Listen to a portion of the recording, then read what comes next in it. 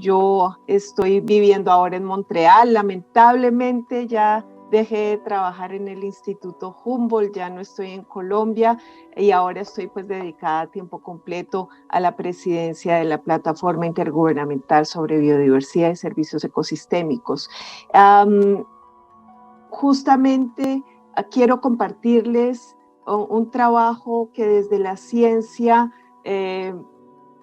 vienen haciendo más de 1.500 autores, científicos, conocedores tradicionales que se reúnen en la plataforma para decirnos cómo está la situación de la vida en el planeta y qué es lo que debemos hacer, cómo debemos mirar hacia el futuro para evitar las nefastas consecuencias que estamos viendo hoy en día.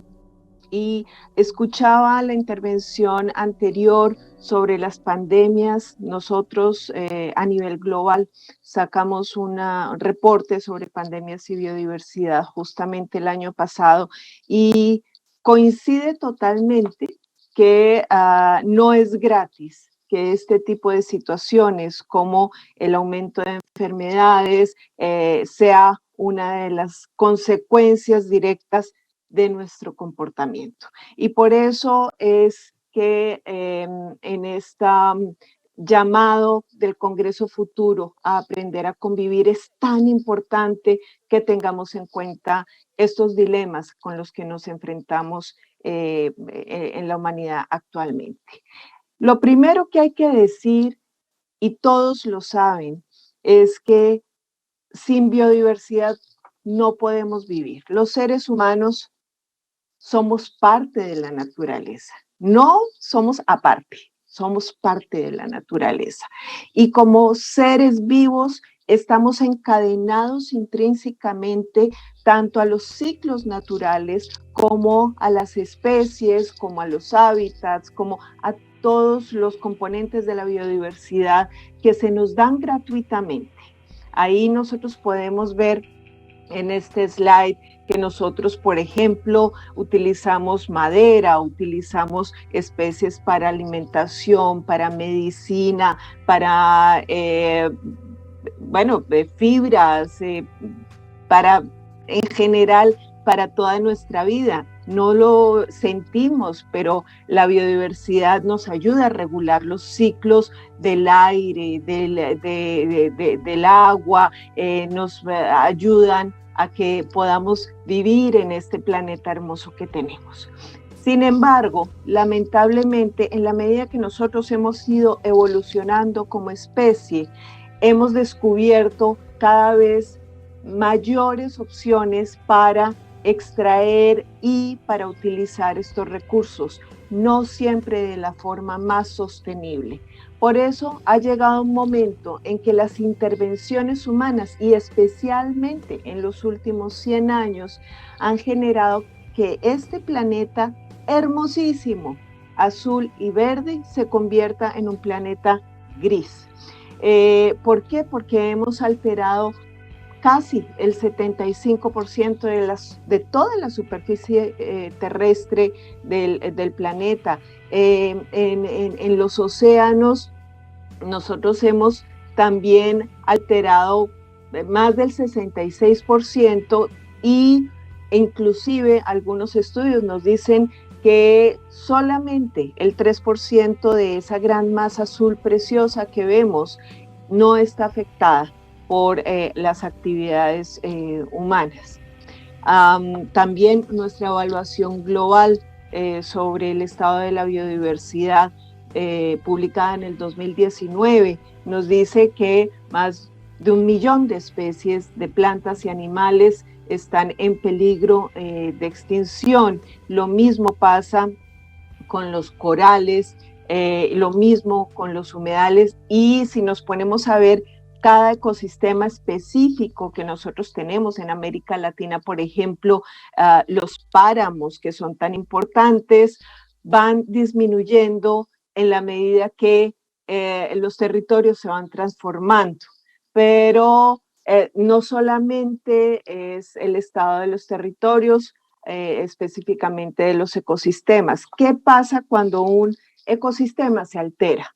Pues básicamente que las contribuciones que surgen de allí se disminuyen. ¿Y cuáles son las contribuciones? Nosotros hemos, desde la plataforma global, hemos clasificado 18 contribuciones que incluyen los servicios ecosistémicos, donde básicamente hay temas tan importantes como que si se disminuye la polinización, y sabemos que hay una crisis enorme de polinizadores a nivel global, pues entonces básicamente no vamos a tener la capacidad de generar cultivos adecuados en el 75% de frutas y vegetales que dependen de esa polinización.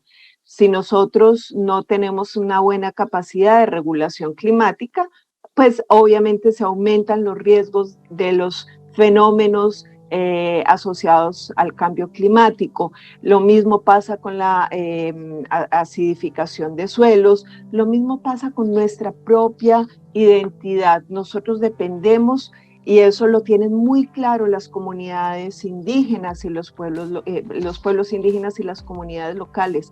Nuestras identidades y nuestras culturas están asociados a los territorios, a la biodiversidad y a nuestro entorno natural. Por eso, en la medida que perdemos naturaleza, también perdemos nuestra identidad como personas, como pueblos.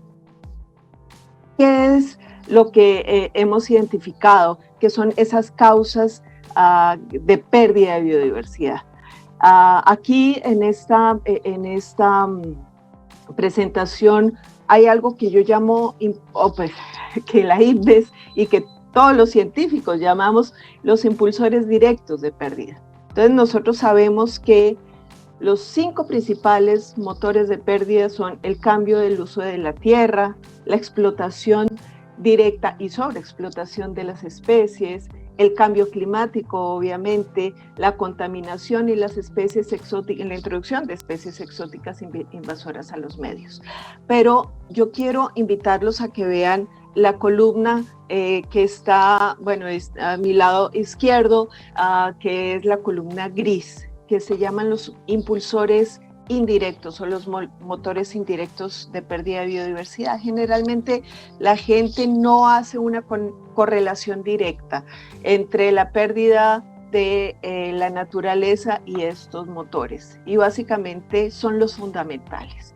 Cuando nosotros vemos que nuestros valores y nuestros comportamientos como seres humanos son de depredación, son de querer adquirir más, procesar más, explotar más, producir más y consumir más en enormes cantidades, la presión sobre los recursos naturales es tal que ya no, los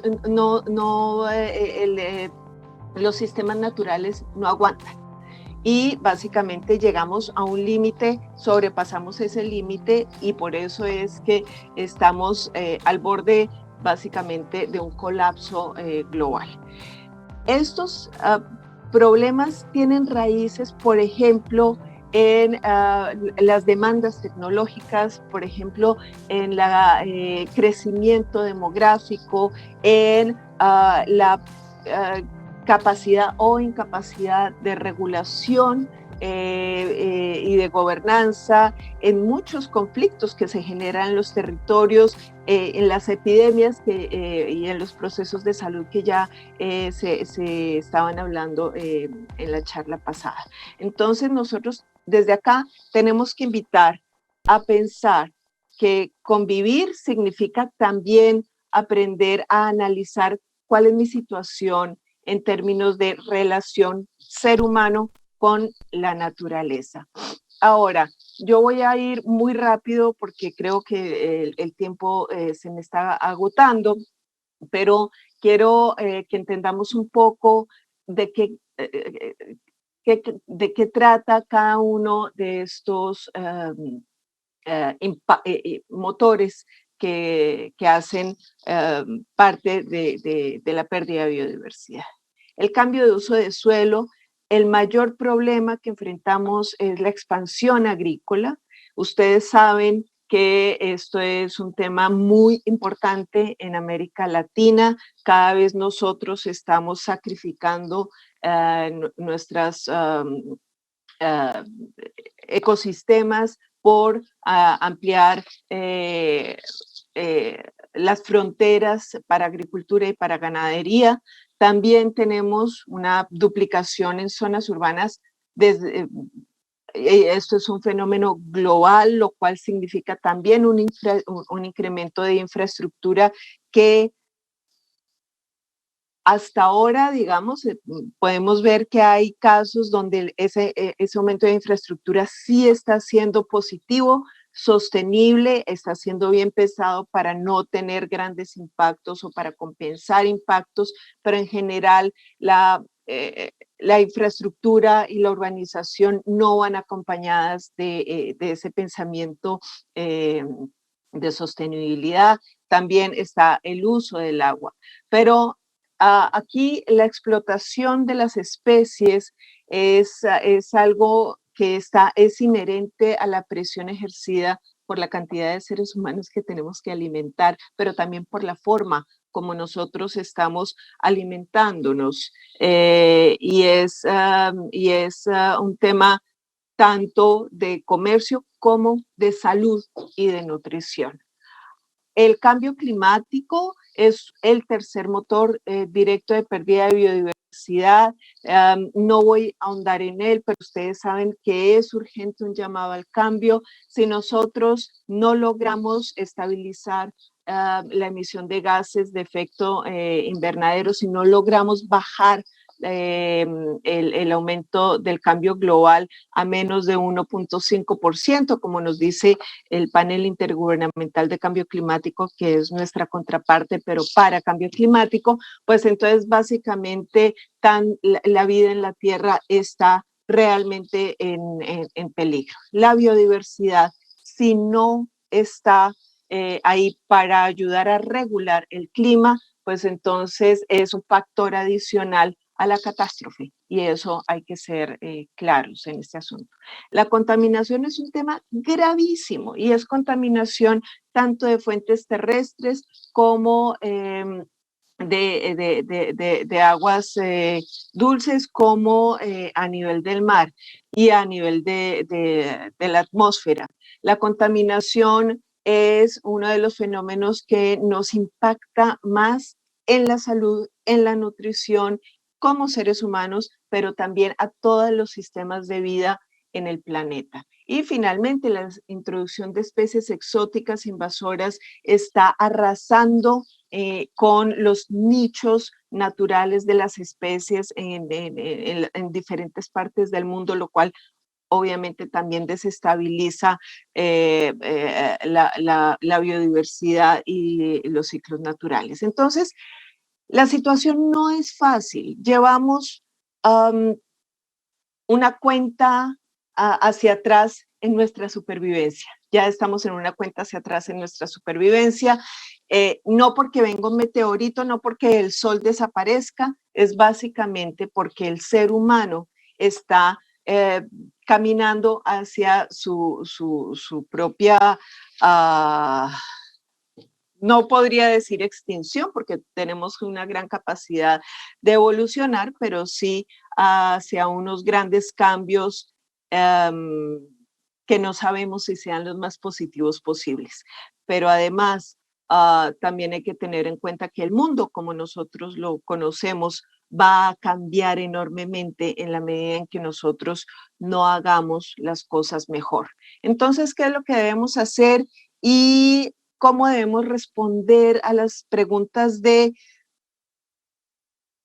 cómo solucionar las problemáticas. Básicamente son los cambios transformativos. Nosotros hablamos que estos cambios transformativos, de hecho, la evaluación global de la IPBES en el 2019 los inició, pero nosotros ahora a nivel global iniciamos una nueva evaluación que esperamos tener de manera ya aprobada en 3 años, nos está diciendo en qué estamos. Y básicamente, si ustedes ven acá en esta gráfica, los muñequitos de diferentes colores, es algo fundamental, porque es algo que todos los días repetimos, todos, pero nadie hace. Y es que aquí está el gobierno, el sector público, el sector privado, la academia, las comunidades, los jóvenes, las mujeres, absolutamente todos tenemos que trabajar para el cambio, tenemos que apalancar los procesos de cambio. El problema es aprender a hablar entre nosotros. Muchas veces en las reuniones ambientales solamente hay ambientalistas. Y cuando se va a escuchar las voces de otros, como por ejemplo del sector privado, hay algunos que se sienten incómodos. Sería muy bueno que nosotros pudiéramos hablar respetando las posiciones de cada una de las partes que aprovechan la biodiversidad. Nosotros somos ambientalistas, pero también aprovechamos la biodiversidad, también vivimos de ella, también la consumimos y vamos, hacemos el mercado y compramos plástico. Es decir, todos tenemos aquí un poquito de conocimientos que podemos aportar para mejorar procesos, pero también tenemos responsabilidades. Entre todos, con esa cooperación, podemos tomar las medidas para aceptar, para reducir desigualdades, para promover educación, para darle ese giro fundamental que nosotros necesitamos para cambiar la curva de pérdida de biodiversidad. Y por eso es que nosotros decimos que existen soluciones, es decir, no es tarde. Nosotros podemos actuar. Hay ejemplos hermosos, concretos, de gente en campo que está trabajando en comunidades. América Latina es líder trabajando comunitariamente para resolver situaciones ambientales, para mejorar y hacer producción sostenible, educación sostenible. Y sabemos desde el principio que seguir haciendo lo mismo no es una opción. Y eso lo tenemos que tener claro, y que si nosotros podemos integrar estos procesos de biodiversidad, estos procesos ambientales en las decisiones, tanto en los sectores económicos como en nuestra vida diaria como personas, es importantísimo. Nosotros también debemos aprender a trabajar en sistemas de gobernanza que sean inclusivos, en entender y desarrollar procesos económicos que sean sostenibles, y básicamente los invito a que escuchemos a la ciencia, a que escuchemos lo que dicen no solamente los científicos biólogos, lo que llamamos las ciencias naturales, sino también las ciencias sociales, a los conocimientos de los pueblos indígenas y a las comunidades locales, para que podamos realmente tomar decisiones de base sobre qué es lo que debemos hacer. Y eso de que debemos hacer es una decisión democrática que tiene que unir tanto la institucionalidad de los gobiernos como las decisiones de la sociedad de implementarlos. Y por eso es un desafío cumplir con los objetivos que nos pongamos. La ley es en alguna medida un medio para cumplirlo, pero es una voluntad entre todos. Debemos abordar los motores de pérdida de biodiversidad entre todos, y mi invitación final es que seamos autocríticos, es decir, que nos podamos mirar honestamente y decir qué estoy haciendo bien, qué me falta por mejorar, y en lo que me falta por mejorar, cambiar lo que se requiera, pero con decisiones desde ya. Si bien los cambios que nos van a transformar y que nos van a dar sostenibilidad a largo plazo pueden ser de largo plazo, pueden ser de mediano plazo o de corto plazo, según las urgencias, claramente debemos empezar hoy. No hay que esperar a mañana para iniciar. Así que con este mensaje de urgencia, de cambio y de positividad en un mejor mañana, los dejo. Muchísimas gracias.